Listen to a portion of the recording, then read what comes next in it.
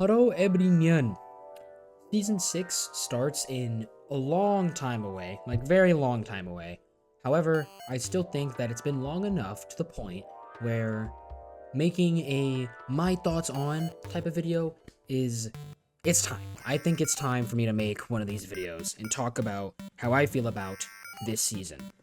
I will say, short TLDR, definitely a much better season compared to some that we've had in the past. It wasn't bad, but I do have a lot to say about this season compared to a bunch of other ones. The biggest one that I think is the elephant in the room. Gambit is way too strong. Now, it's good that a healer is strong on release, okay, that's good. Unlike some clankers that we know that had to get a buff or two recently, but this one is a bit too strong. It's so much so to the point where his kit kind of disrupts the way tanks especially have to play, and this is just one person, not even the DPSs, not even other tanks right now. Just him alone, I feel like warps the way tanks have to play. Now his kit, especially, the Purify effect is a really cool effect. However, the Purify effect alone makes it so that, under the correct circumstances, he invalidates so many different tanks' ults, and for tanks especially, their ults are, for the most part, 70% of the reason why you play that tank in the first place. And what I'm talking about is Strange, Groot, Emma, Mag, and Angela, off the top of my head, and Thing, technically, now that I'm thinking about it, all kinda become useless because their ults kind of just get invalidated by either Gambit's ult himself or his little Purify thing where he explodes the cards into one big fan. An example, Strange, Groot, and Angela are all stunning ults or otherwise CC related ults and things. In a lot of these cases, he can just dodge to the side, and anyone who does get hit by these ults, if not himself, he can just use the Purify via his ult, or switching his deck to the healing deck and then placing it on the ground or to whoever he needs to be able to just make the ult not exist anymore. And for tanks like Emma and Mag, his dashing makes it so that Mag can't come up against him because most Gambits either go upward to where you can't hit him, or they just dodge past a wall and then Mags can't get an angle on him, therefore they have to go for another support. And other supports this season, like Sue, can just jump out of the way. And for Emma in particular, you would think that people like Emma would actually be a good counter to this, since she gets rid of the ability to use your ult while she's doing her Snow Bunny mind control. However, that's not necessarily the case, since Gambit can just dodge behind a wall, hide like a little bitch, and then use his ult and then purify anybody who is being controlled by the Snow Bunny mind control. Now, this is not to say that the ult isn't refreshing, it's still good. The fact that he has ult acceleration, the fact that he has the speed boost and the damage boost is nice, but Gambit feels like a one-man army. For example, there have been many games that I have won, and many games that I have lost, where Gambit existing makes it so that Gambit just pushing the ult button just makes it so that the team who gets the ult just wins. And there's nothing you can do about it aside from just using another healing ult in response. But then this just goes back to previous seasons where we've just had the support ults reign all, and it's up to the supports to win the game, and everybody else is kind of just there fighting because, you know, you picked up the controller or you playing on your keyboard so you can shoot people and fight people. No shit. But now we're kind of going backwards, and I think that we could just nerf Gambit a little bit, maybe not take away everything that makes him unique, but at the very least, like dumbing down his healing by like 2 to 5%, or getting rid of the Purify on the ult, that would be nice. So because of this, tanks kind of just feel useless. A lot of tanks, not all tanks, but a lot of tanks feel useless when Gambit's in play, and you can just ban Gambit, but it's not necessarily fun in a lot of cases to ban the new hero, because what would be the point of adding new heroes if you're just going to ban heroes in a ranked context? That's stupid. Before I get some comments talking about, well, Rogue is supposed to counter people like Gambit in the fact that she takes away ult charge. This is true on paper, but in context, she is really susceptible to CC since things like her shield don't give her CC, The mobility is kind of nice, but the fact that the mobility items are also the way she does damage, you end up having to use all your cooldowns to get away if you do get CC'd. She's a melee tank, so poke comps can kind of just cook her without having to even get close to her. So she can't even use her thunder thighs and whirlwind kicks or whatever to even do any damage, because the only range she has is a 20-meter kick that she gets by using her melee attack that she would need to get close to people to use. Like, I really hope I'm making sense with the fact that, you know, Poe kind of counters her. I hope that you guys realize that. If you still don't get that, then I don't know what to tell you. I think you're on the short bus by that point. But anyway, certain mobile dives, magic, not necessarily the case, but Spidey and Black Panther, a lot more so. Her pull is supposed to make it so that people like dive can't just run away instantly, but when you're that mobile, when you're able to swing around, when you're able to dash that fast, the pull is slightly less effective. It's still effective if you time it right, or if the BP or Spider-Man misses or takes too long to get out. But either way, in a lot of cases, you would just want to pick Emma or Thing at that point, because Thing's most recent buffs in Season 5.5 made it so that being grounded is probably the most punishing thing a dive player could ever experience. This doesn't mean that she's unplayable, though.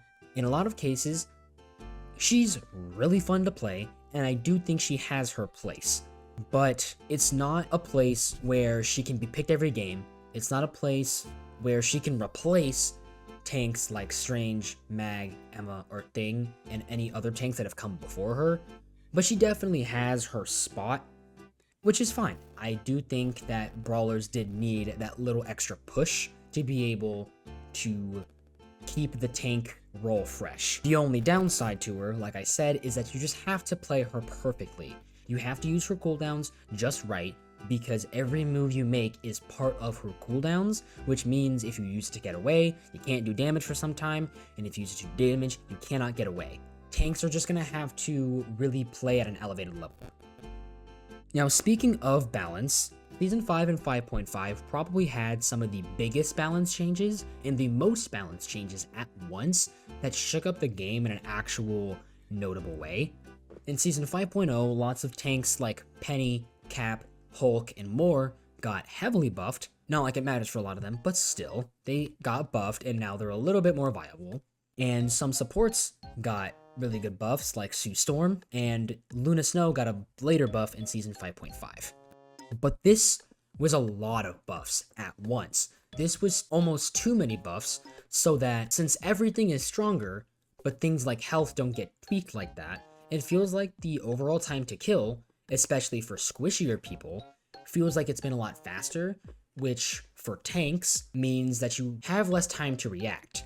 And if you have less time to react, then the only way to be able to adjust to that is to play babysitter, which sounds pretty counterintuitive when you realize that people like Rogue and Emma and Thing and all these brawler tanks that are new and fresh and supposed to make it so that you don't just sit there with the shield up all game and you just tank damage and just sit there and be a bullet sponge all the time.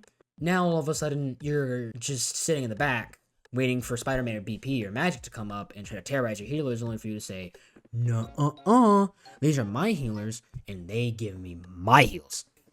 It sounds like we're kind of going back a few steps, unfortunately, and it just makes the tank role overall feel more flat. Now, so overall, the buffs and nerfs made it so that tanks kind of just feel bleh, and the brawler tanks don't feel that good because you have to babysit, and it just feels counterintuitive. Therefore, you don't have just much time to react, which flattens the tank role, since you're supposed to be a protector but also a damage dealer, and it's a really weird hodgepodge, it feels like at this point. Now, I saved a specific special section for this one hero because I'm beginning to get sick and tired of Marvel Rivals not touching people. And that's not what I mean. Whoa, chill out. I'm not asking for Marvel Rivals to catch a few cases like Blizzard did a couple years ago.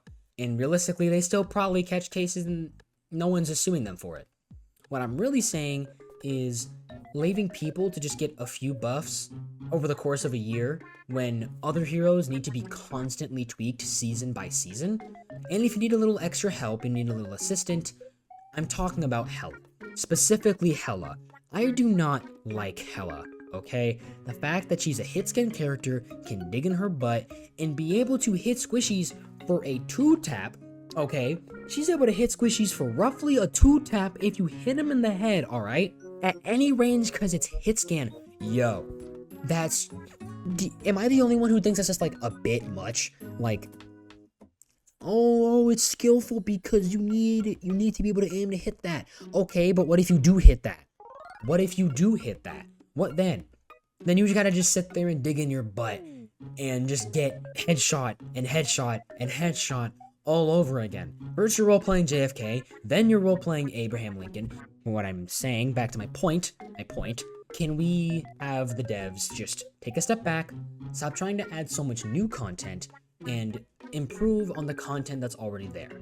Is it nice having all this new content?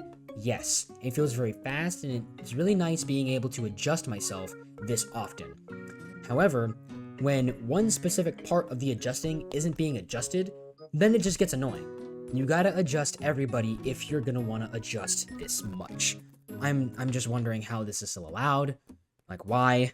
I just want another hero to dominate the area of poke that is not Hela. I'm tired. I'm tired of this woman having to get banned because some people don't know how to ban Gambit. Season 5.0 added a really nice addition to Ranked, that being placement matches. Therefore, people who are making alt accounts or people that are starting the season again and have already been in high ranks consistently, like me, who stays in the GM to Celestial range all the time, I don't have to go down to Diamond 3 and climb all the way back up. If I do well enough, I can just stick in GM 1 or Celestial 3, where I am all the time, and just go from there. It saves a lot of time, and because the ranked seasons are a lot shorter compared to they were in the past, it is honestly a really nice breather, not having to grind 3 extra divisions, and having to spend a lot more time just to get to the same spot.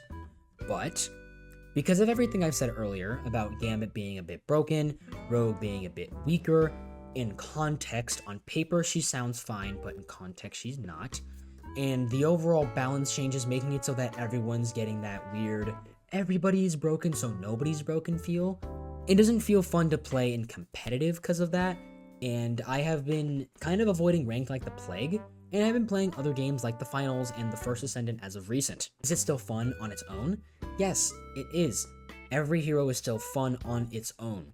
But when my elo is on the line, and people like Gambit just can have an instant win button, and people want to ban people like Hela and Daredevil because there are a bunch of other broken people in this game, it feels like back in Season 1 and Season 2, where matchmaking was a form of stomp or get stomped, but it's not the matchmaking's fault this time, it's just the overall balance's fault. And it sounds like that we're going back to the mantra of, we just need to stop a little bit Marvel Rivals. Like, devs, please, just take a step back, stop trying to add so many new things that you get caught up in trying to add things that are new, to where you end up leaving all of the other heroes unbalanced and unfinished, which will make competitive not fun, and then the competitive player base leaves. Now, of course, that competitive player base isn't the entire player base, but the competitive scene is going to be the most loyal section of the game.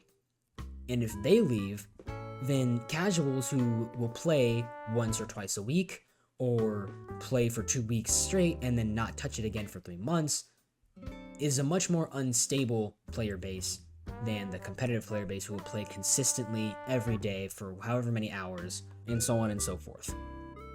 But that is going to be my thoughts for Seasons 5 and 5.5. In sum, just to make sure that we wrap this all in a cute little bow, right? We have Gambit needs to get a little bit of a nerf in my opinion, Rogue needs a slight tune up, and overall, the dev team needs to just sit back and fix what they already have instead of trying to push out unfinished and unbalanced new content. If they just take a step back for a little bit longer, I think that this will be much healthier for them in the long run. And yeah, that is it from me. So, if you choose to make a comment, please keep it civil. I mean, I don't really care if you're going to be uncivil. I can't stop you. I'm not your dad. but I would like it if you were a decent human being. You know, we're not animals here. We can have a civilized discussion and disagree. And we'll have to just sit here and wait until season 6 and 6.5. So, I love you all and goodbye, everyone.